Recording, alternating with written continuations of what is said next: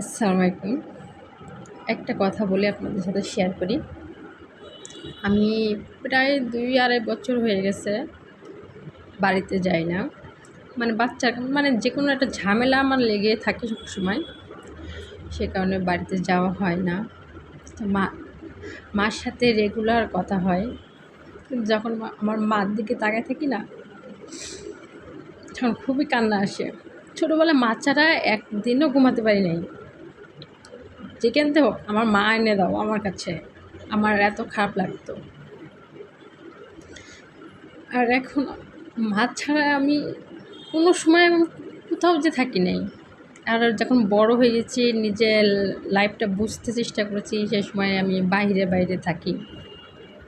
ঢাকা দেশে জব করতাম, তারপরে হলো বিয়ে হয়েছে, 2টা বাচ্চা হয়েছে।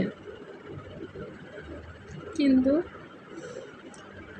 মার জন্য যে ছোটোবেলায় যে ফিলিংসটা ছিল না, এখন কিন্তু সেটা নাই। মার জন্য ছোটোবেলায় যে ফিলিংসটা ছিল, এখন কিন্তু সেটা নাই। তো সময় সময় বলি যে মানুষ কত চেঞ্জ হয়ে যায়, কত রকম হয়ে যায়। আগে ছোটোবেলায় মা ছাড়া এক রাত তো ঘুমাতে পারতাম না,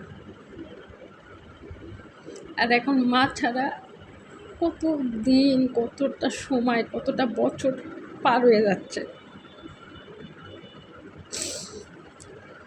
মেয়েরা এরকমই, মেয়েদের বিয়ের পরে মেয়েরা চেঞ্জ হয়ে যায়, নিজের সংসার নিয়ে, নিজেরই নিয়ে। কিন্তু মা কিন্তু রেগুলার ফোন দেয় আমার কাছে, ভিডিও কলে কথা বলে।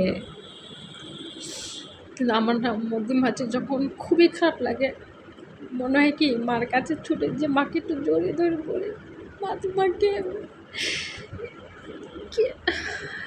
অনেক ভালোবাসি।